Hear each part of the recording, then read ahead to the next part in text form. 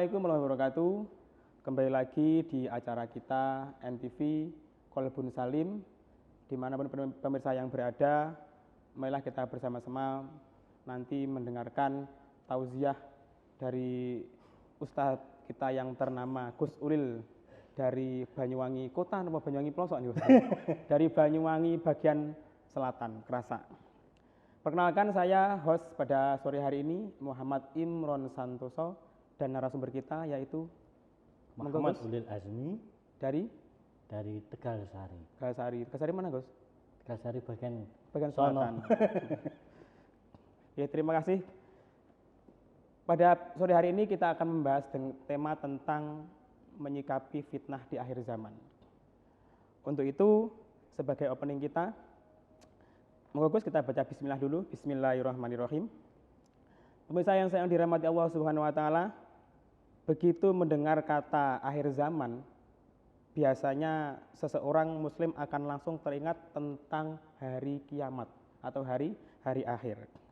Namun sebelum menghadapi itu semuanya, sebelum adanya hari akhir, umat manusia akan menghadapi kehancuran total, yaitu manusia akan diuji oleh beberapa hal yang terkait cobaan hidup, atau salah satu dari hal tersebut yang sangat urgent di akhir zaman adalah menghadapi fitnah akhir zaman yang begitu luar biasa.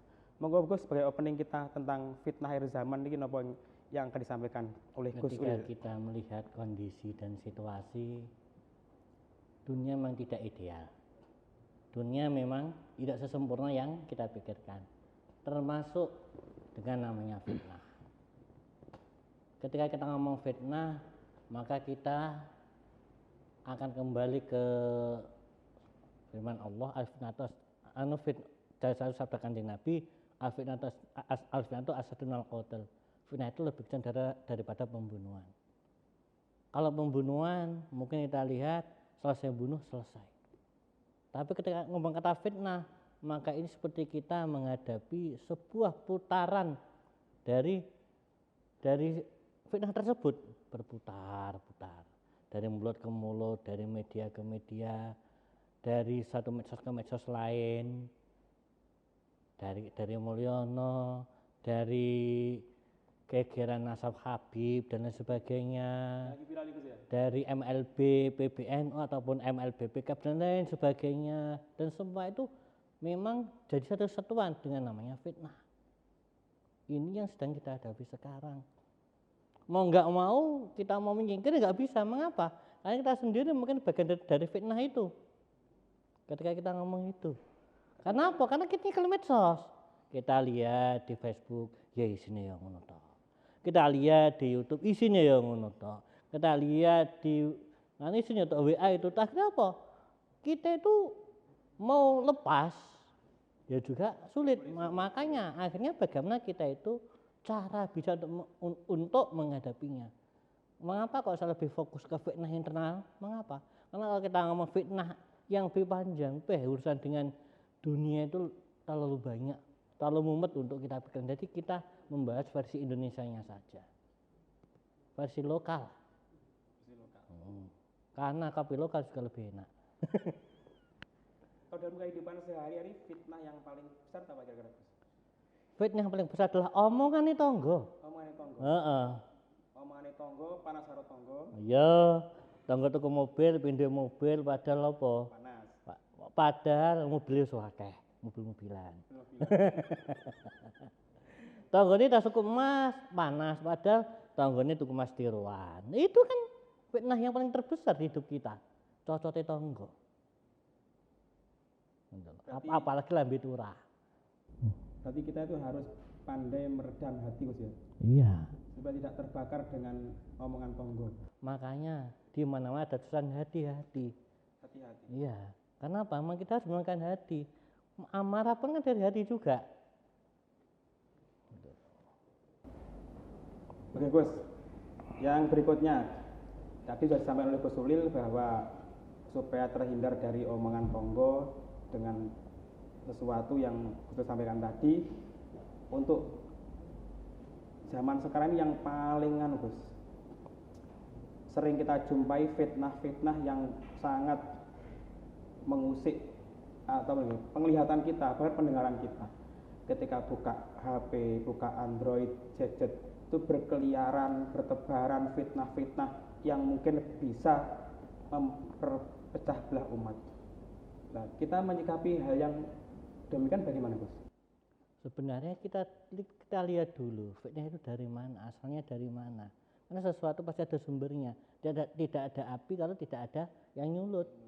Tidak ada sesuatu tiba-tiba, kenapa? Karena dunia ada sebabnya. Tapi sampai datang terlambat akhirnya menyebabkan kita ya juga ada sebabnya. Ini juga bukan fitnah. Nah, bukan apa? Ya kita harus bagaimana kita bijak menyikapinya. Kita lihat HP, banyak fitnah-fitnah, apalagi yang terbaru katanya Habib Syekh itu mematenkan ya, lagu ya leluaton karena Habib Syekh, padahal ketika dia lihat ya bukan yang mematenkan ya keluarga dari Mbah Wahab sendiri. Habib Syekh yang meramaikan. Ya ada lagi Ka'bah bin Lutfi katanya pemalsu makam. Padahal beliau ketika mau makam beliau ada data-datanya, mungkin memang data beliau tidak ada di data orang yang tidak sesuai.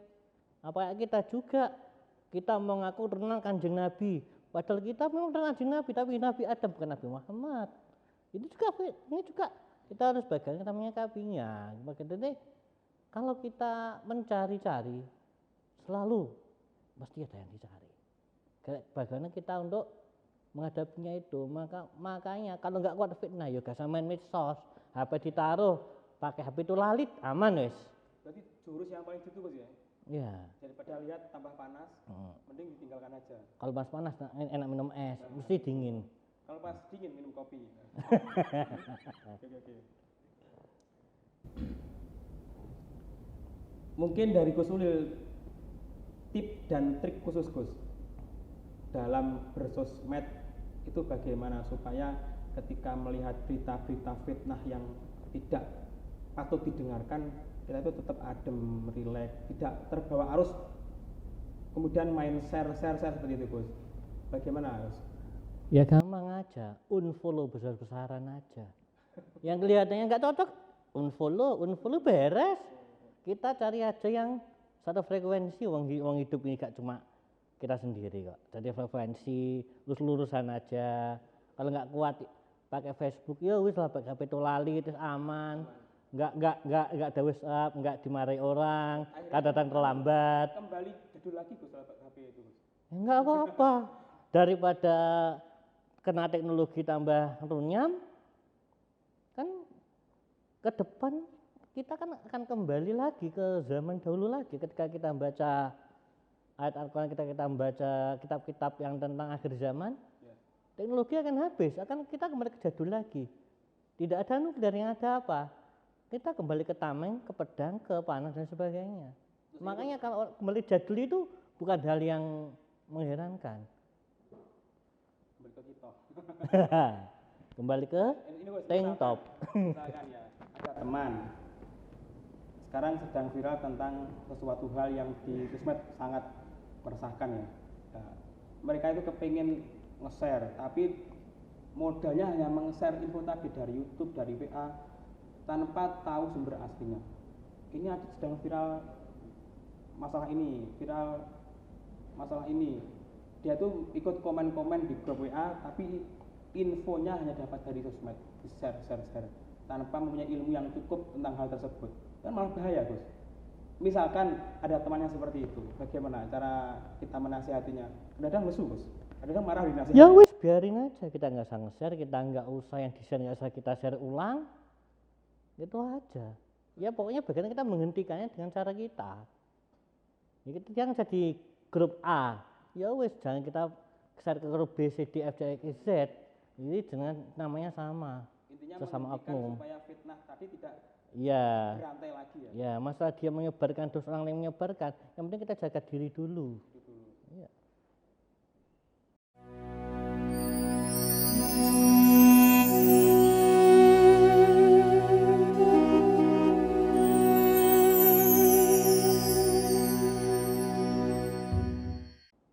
Kaum muslimin rahimakumullah, beserta pemirsa Qalbul Islam yang saya hormati. Tadi kita sudah mendengarkan ulasan tentang menyikapi hari akhir dari Gus Ulil. Yang berikutnya, ini yang mau saya tanyakan kepada Gus Ulil nggih. Di zaman akhir nih Gus, banyak fitnah yang bertebaran, tadi sampun dijelaskan nggih. Untuk menyikapi anak-anak kita di rumah Gus, yang mungkin sering bermain sosmed, kadang-kadang juga ikut-ikut meng-share, mengirimkan hal-hal yang dia sendiri tidak tahu. Ketika di-share di grupnya menimbulkan perselisihan antar temannya. Itu termasuk fitnah juga, masuk kebodohan juga. Bagaimana tip dan triknya dari Gus Ulil untuk menanggulangi hal tersebut pada anak-anak kita di rumah? Ketika kita ngomong anak-anak, ketika kita ngomong siswa, kita ngomong santri murid, maka kita yang bicara adalah sebuah tarbiyah atau pendidikan. Bagaimana mereka kita didik, kita beritahu sesuatu yang bagaimana mereka harus tahu bisa memilah dan memilih mana yang harus di-share, mana yang enggak, mana dilihat, mana yang enggak. Berarti apa? Sebagai guru kayak sampean itu ya harus bagaimana mendekati mereka tanpa kekerasan, tanpa rame-rame, tapi mereka bisa mendengarkan kita. Dikontrol bisa. Iya, dikontrol tapi mengontrol. Apa mungkin HP-nya kita pantau setiap hari atau bagaimana, atau mereka dalam megang HP atau gimana. Jadi selalu ada pendampingan. Selama ini kan mengapa anak-anak kok los? Karena tidak ada pendampingan. Bahkan orang tua sendiri enggak mendampingi. Gitu loh. Jadi saya mendampingi, dilihat apa yang dilihat apa, yang dibahas apa, yang dimainkan apa. Jadi kita tahu. Berarti nanti yang mana yang harus kita lock, mana yang harus kita perbolehkan. Berarti orang tua harus sering mengecek anak, Gus. Orang tua harus lebih aktif. Mengecek HP-nya anak. Iya. Kan orang tua kalau perlu dia bisa melek HP-nya anak, makanya saya itu anak saya pantau HP-nya. Mana jamnya untuk istirahat, mana jamnya dia untuk melihat, mana permainan yang tidak boleh. Mengapa? Agar saya tahu posisinya, mana sekarang saya istirahat, mana nggak boleh HP-an. Saya lock. Makanya sebenarnya teknologi itu seperti sebuah pedang bermata dua. Mau kita pakai baik bisa, mau kita pakai buruk lebih bisa. Tinggal kita bagaimana. Makanya orang tua itu harus benar pada anak. Anaknya bisa main PUBG, FF, ya kita ngikuti. Minimal kita tahu efeknya bagaimana. Ketika anak main medsos A, kita tahu, kita masuki. Minimal kita tahu apa yang dia lihat, apa yang kita tahu, dan kita memahami bagaimana menghadapinya. Makanya orang tua ini kadang-kadang kita harus berpikir anak-anak itu arahnya gimana. Jangan hanya pokoknya kudu gini, enggak. Kita harus memahami dulu anak itu gimana. Karena apa? Dan kita memahami anak kita. Kita tahu bagaimana yang harus kita lakukan. Oh, dosa karepe dhewe. Karena apa? Orang tua juga punya titik salah. Tidak hanya anak yang salah. Makanya kita harus memahami. Tidak boleh mencari pembenaran sendiri orang tua yang. Enggak boleh. Karena orang tua juga salah. Lah buktinya ketika Nabi Ibrahim juga ternyata anaknya tidak meninggalkan. Berarti kan itu bahkan sekelas Nabi pun masih kayak gitu. Apalagi kita yang nggak ada kelasnya sama sekali. Kelas bawah ini Gus. Kita kan kelas nggak tahu kelas reguler apa kelas privat. Berarti memang harus dipantau setiap hari Gus ya, dicek setiap hari supaya anak-anak tadi tidak menjadi korban dari fitnah akhir zaman ini juga. Ya, caranya maksudnya mungkin dari sosmed Gus. Ya, makanya kalau bisa anak-anak jangan dikasih akses untuk membuka sosmed. Nggak usah wes. Cukup WA saja mungkin ya. Cukup WA itu pun WA-nya dipantau juga. Ya, makanya HP itu jangan 24 jam di tangan anak. Bagaimana Ada kita bisa tersendiri. mengetahui apa yang dilihatnya, di YouTube apa yang dilihatnya, di mainan apa yang dilihatnya, mainan apa perlu kita memang kalau perlu kita yang ngatur. Mana boleh, mana yang tidak apa, agar kita bisa memantau. Saya sendiri kayak gitu, saya pantau posisinya di mana. Kita harus lebih aktif pada anak, kita harus lebih pintar pada anak. Kalau orang tua lebih bodoh daripada anak, berarti kita kalah. Orang tua harus lebih tahu. Berarti orang tua zaman akhir ini juga harus bisa sosmed Gus ya. Iya toh. Untuk memantau pergerakan anak tadi. Iya toh.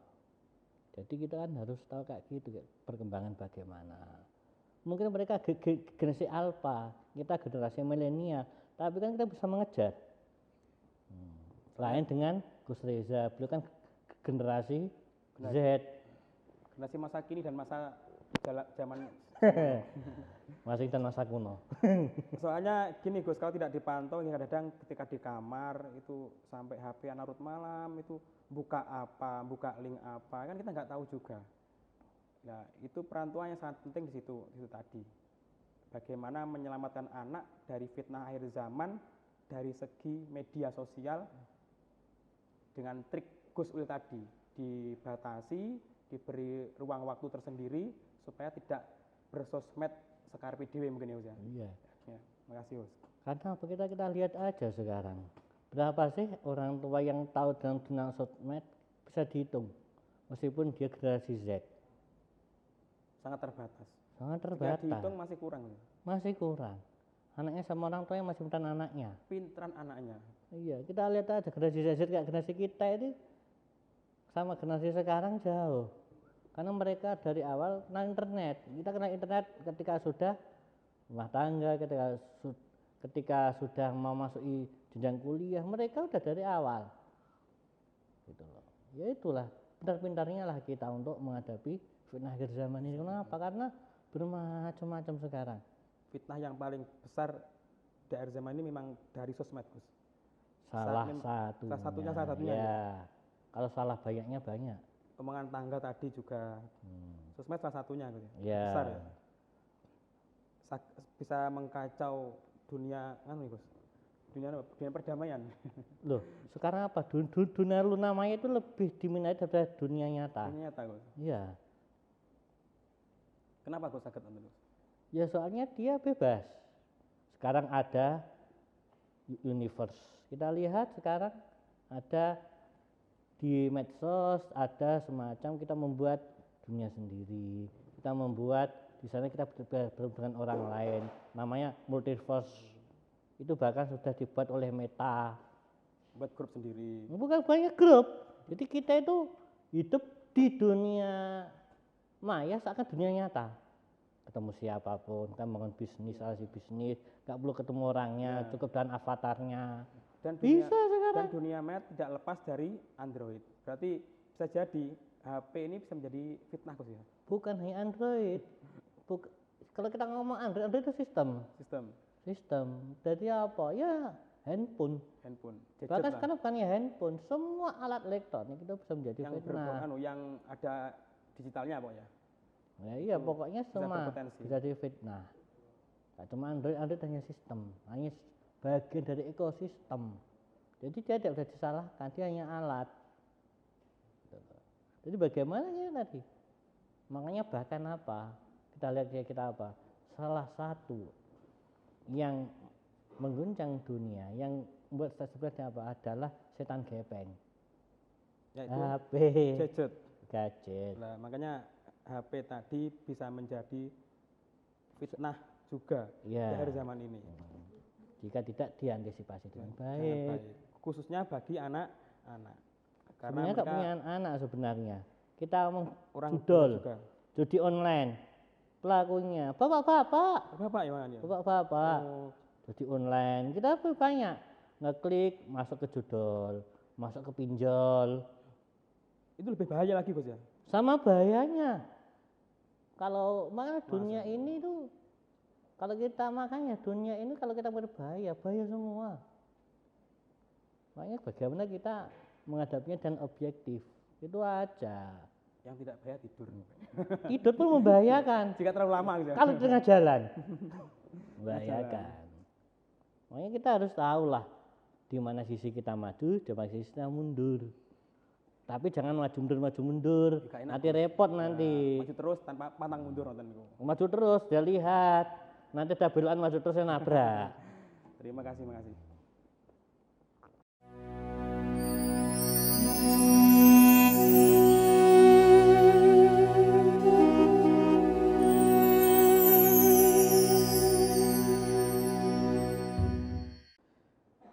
Alhamdulillah masih tetap bersama kami di acara Ngobrol Salim bersama narasumber yang paling ganteng ini Gus Ulil Azmi.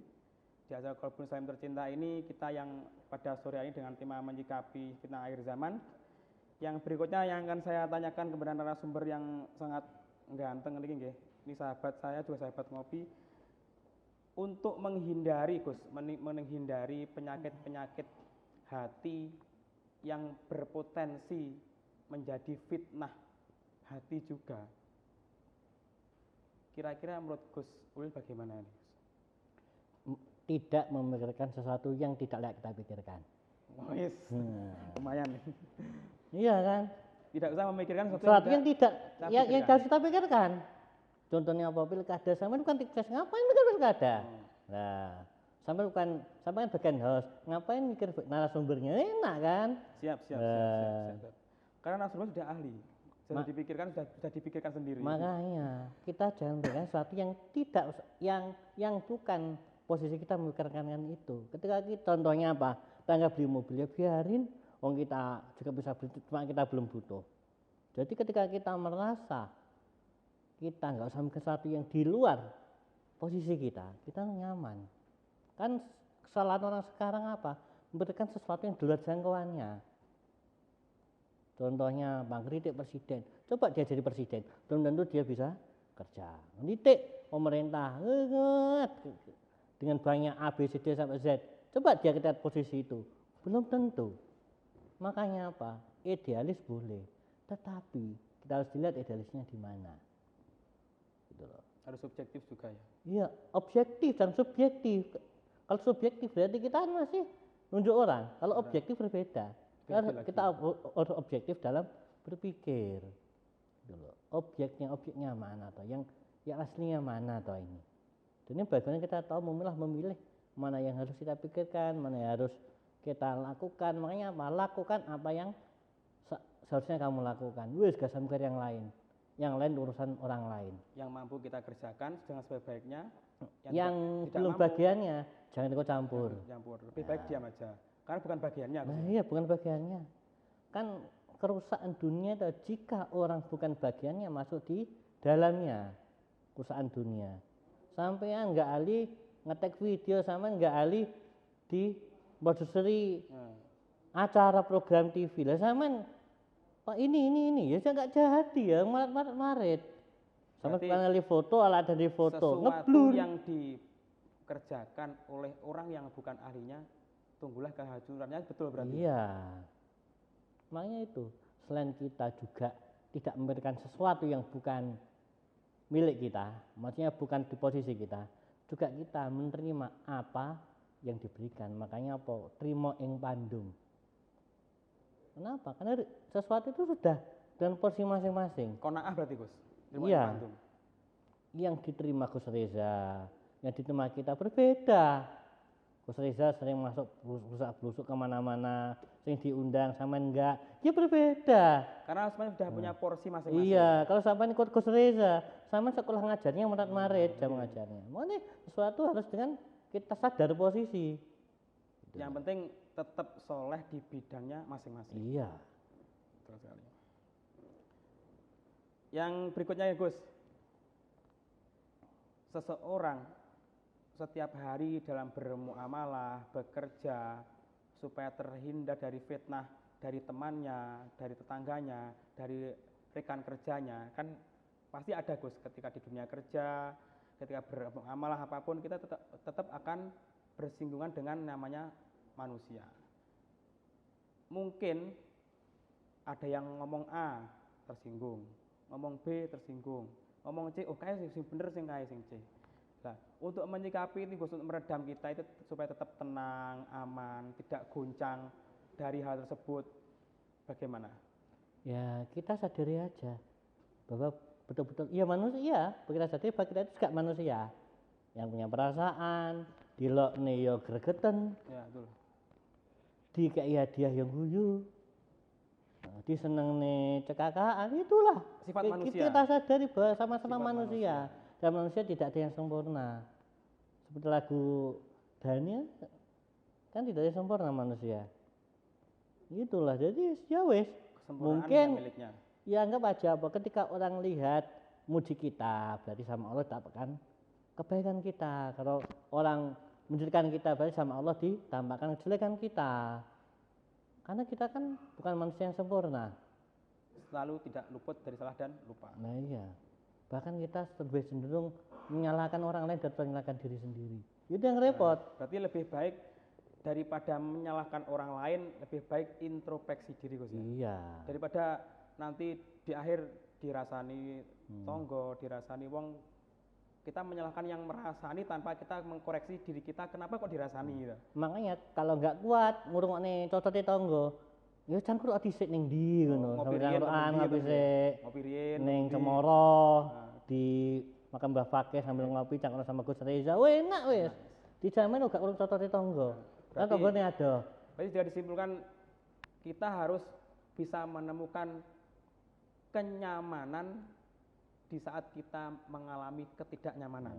Makanya kan sekarang ada lagi rame toh kursi besi Indomaret. Apa nih Gus? Loh, sekarang kursi Indomaret di mana para cowok-cowok ketika dia lagi bingung sambil ngambil kopi dolga, sambil minum ngeruput sambil ngerokok jeruk dia menikmati healingnya yang mungkin hanya sebentar, 2 menit 5 menit selesai rokok, selesai, sudah selesai. Makanya kita memang butuh untuk healing, kita butuh untuk refreshing. Itu healing dari segi yang Ya apapun. nyata. Kan gitu. kita kan punya beban. Iya. Kalau healingnya hati bagaimana Gus? Healingnya hati. Orang ini kacau, gundah gulana, mungkin bimbang apapun dengan masalahnya, galau. Itu harus perlu ada healing hati. Gampang. Healing hatinya bagaimana Gus? Datang ke Surya Cemoro, kita tahlil di makamnya Mbah Yai Fakih, terus kita cangkruan ngopi di guanya Mbah Yai Fakih. Aman istilahnya hati. Berarti kan kalau hati kita bermasalah, berarti kan kita harus dari depannya masalah. Ya wes, hati bermasalah ya wes kita curhat ke yang sesuatu yang tidak bermasalah. Orang mati kan nggak ada masalah. Nggak ada masalah. Yang masalah kan tentang hidup. Berarti kita datang berziarah, Iya. bertawasul, mencari ketenangan dengan wasilah Iya. wali-wali Allah tadi. Kalau ini kalau NU loh ya, kalau yang lain kita nggak tahu.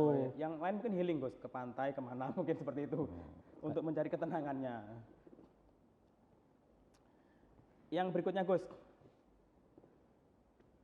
dalam dunia bersosmed, kita ini mungkin kadang-kadang tiba-tiba mendapat kabar dari seorang teman dekat kita. Dia dapat kabar dari teman-temannya. Yang kabar itu yang jelas belum benar keadaannya. Itu kadang sempat membuat kita itu emosi, marah-marah. Siapa ini yang share ini? Kata siapa? Dari dia.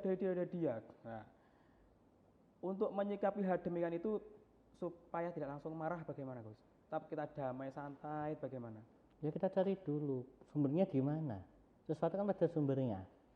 Kayak kemarin contohnya ada hoak salah satu kiai Purworejo jadikan ketua Jatman pusat, ternyata ketika dilacak Itu tidak. Lah ya kita cari sebenarnya dari mana toh, ini benar apa enggak toh. Kak kemarin ada satu kiai meninggal, ternyata ketika dicek enggak. Berarti harus tahu, makanya kita butuh dekat dengan banyak orang. Akhirnya apa? Enggak gampang keumbang-ambing. Oh ya ini ternyata apa? Kita kan CS sama apa keluarganya, apa ajudannya, kita tanya. Kan enak. Iya, Jadi kan langsung kita ke titik A1 gitu loh.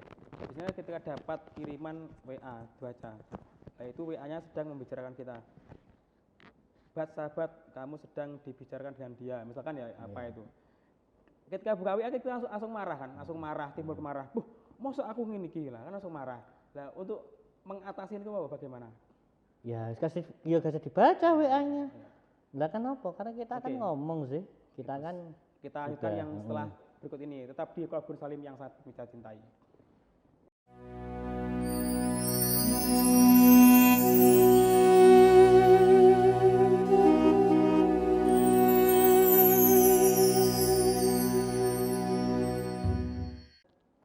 Pemirsa Kolbun Salim yang dirahmati Allah SWT, dimanapun berada, masih di sini bersama saya dan Gus Ulil yang sangat ganteng ini di Kolbun Salim. Yang berikutnya yang sangat ingin saya tanyakan kepada Gus Ulil ini adalah terkait akidah Islam yang bisa menenangkan kita untuk menghadapi guncangan fitnah akhir zaman ini? Dari segi akidah, apa yang perlu kita tempuh untuk menghadapi fitnah akhir zaman ini? Bagaimana ya, kita itu masa tenang, damai, tidak gampang terombang-ambingkan oleh info atau isu apapun. Monggo Gus. Kalau kita ngomong akidah, maka kita ngomong sebuah pondasi. Kita ngomong pondasi, ya kita kembali. Innalillahi wa inna ilaihi raji'un. Kenapa? Semua permasalahan dari Allah, maka kita kembali kepada Allah. Jadi itu adalah puncak dari sebuah akidah. Mengapa? Karena masalah itu tidak mungkin akan hadir jika Allah tidak meridhoi. Gegerannya sekarang itu, ya gak mungkin Allah tidak meridhoi. Besok datangnya Ya'juj Ma'juj, datangnya Dajjal, dan Imam Mahdi, tidak mungkin ada jika Allah tidak meridhoi. Jadi apa? Innalillahi wa inna ilaihi raji'un. Itu kalau kita ngomong akidah. Kenapa? Karena semuanya kan kembali kepada Gusti Allah. Kita ngomong akidah. Tetapi kalau kita ngomong realitas, maka kita ngikuti para ulama-ulama guru-guru kita. Bagaimana beliau menghadapi masalah, bagaimana kita menghadapi masalah A, B, C, D, F, G. Makanya kita butuh untuk tahu sejarah beliau. Kita makanya butuh referensi beliau. Kalau masih hidup, kita sowani. Kita meminta jalan keluar petunjuk. Enggak apa-apa kok. Makanya sowan-sowan itu butuh. Karena kenapa?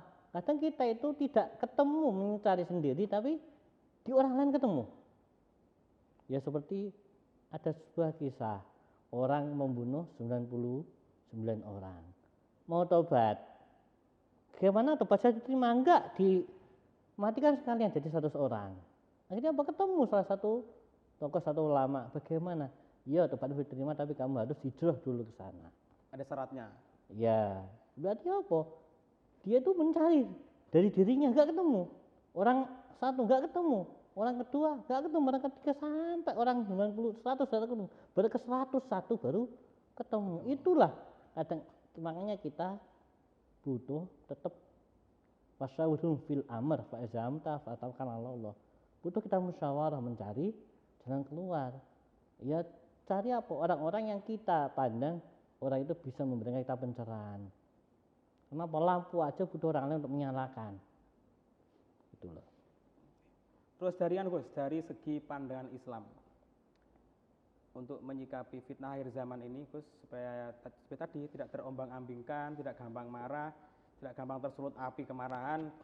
Dari pandangan Islam, bagaimana cara kita menambah ketebalan iman dan takwa kita supaya tidak gampang terkena arus tadi? Kalau kita ngomong Islam, menurut Islam, ya berarti kita titibak ke Kanjeng Nabi. Bagaimana beliau menghadapi fitnah.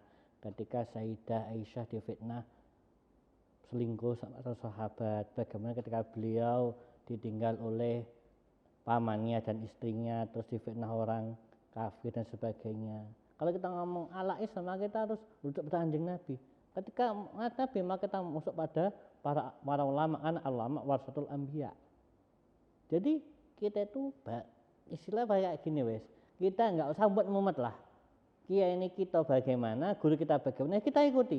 Itulah yang paling enak cara ikuti Islam. Jadi kita enggak kakean dalil. Kakean dalil mumet enggak apal-apal. Cukup meniru, mencontoh guru-guru kita. Iya. Makanya lisanul hal khairun min lisanil maqal. Tindakan itu lebih penak dicontoh daripada ucapan. Delikno ucapan gregetan. Coba dilihat guru kita. Ya Nawawi, bagian beliau sepuhnya. Wong ngaji kemisan, aktif. Padahal muridnya gak tahu budaya sing jenenge Imron. Nah, itu kan dilihat. Karena saya sekolah tuh. Ya. Loh, saya kan sekolah di akhirnya lembaga. bagiannya beliau sepuh itu kan tetap aktif ngaji. Kita Kan beliau gak ngendika. Ya. Beliau gak ngomong. Karena beliau ketika di pondok tetap aktif ngaji, ATP kita tetap diopeni meskipun beliau sepuh. Yang muda kalah jauh, Bro. Ya. Memang yang muda itu harus meniru keistiqomahan kiai sepuh. Nah, ya makanya kita nggak usah kakan dalil. Wes cukup biar Wahabi yang banyak dalil, teman-teman sebelah yang banyak dalil. Kita urusan dalil lah. Daki ngomong hari-hari. Ngobos. Intinya kita akan mendapatkan tadi Gus ya, ketenangan tadi dari Gus yang Gus sampaikan, cukup melihat guru-guru kita bagaimana dia bermuamalah, setiap hari kita tirukan, akhlaknya kita tirukan, kita jauh-jauh dari itu. Berarti. Kalau kita ikut guru-guru kita, dijamin lah kita akan selamat dari fitnah akhir zaman.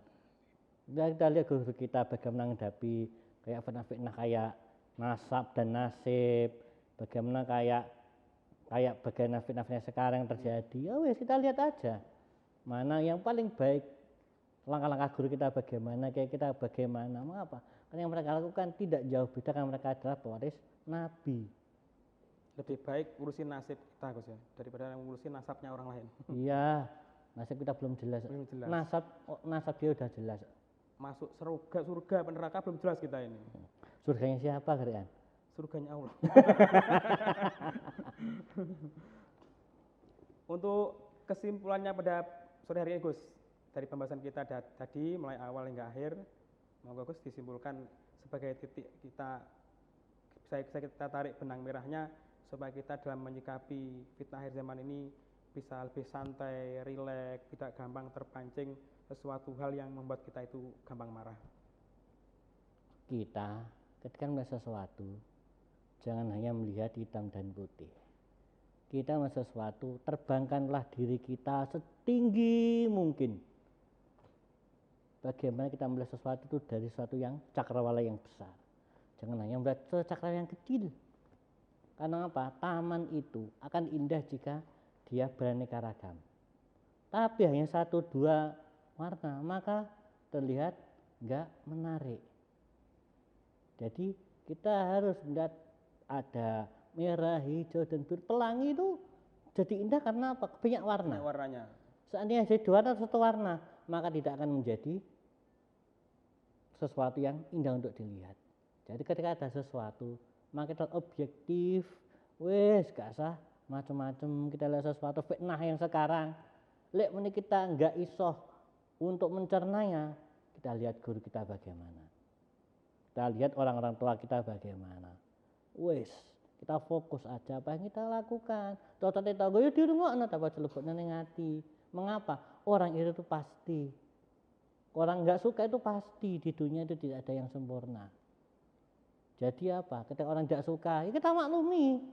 Kita orang suka, ya kita maklumi. Kanjeng Nabi aja yang enggak suka banyak. Apalagi kita yang bukan kelas Nabi, kita kelas yang enggak tahu kelas apa. Makanya ya itulah. Kita nikmati aja kita di dunia. Bagaimana kita menikmatinya, kita menghadapinya. Jadi ketika kita ada fitnah sekarang, ya wes, enggak kuat, menghindarlah. Makanya apa? Ada sebuah ulama itu ketika saya pernah baca, akhir zaman ini orang yang lebih baik adalah orang yang naik ke gunung untuk menyepi dari orang lain. Permasalahannya kalau kita naik gunung, sing ngopeni tukang ngopi, tukang ngerokok, sing ngopeni tukang tatoan, sing ngopeni ning pasar sapa? Makanya kita naik gunung itu apa? Secara hati. Hati kita uzlah, pikiran kita entengkan, tapi kita tetap bergaul di masyarakat. Karena apa? Yang paling berat adalah kita langsung turun di masyarakat. Terima kasih Gus atas yang disampaikan pada sore hari ini. Semoga bermanfaat, barokah, maslahah untuk semuanya. Demikianlah acara Qorbus Salim pada sore hari ini. Sampai jumpa di sesi yang berikutnya. Semoga tetap sehat walafiat. Mang Gus, membaca salam bersama. Wassalamualaikum warahmatullahi wabarakatuh.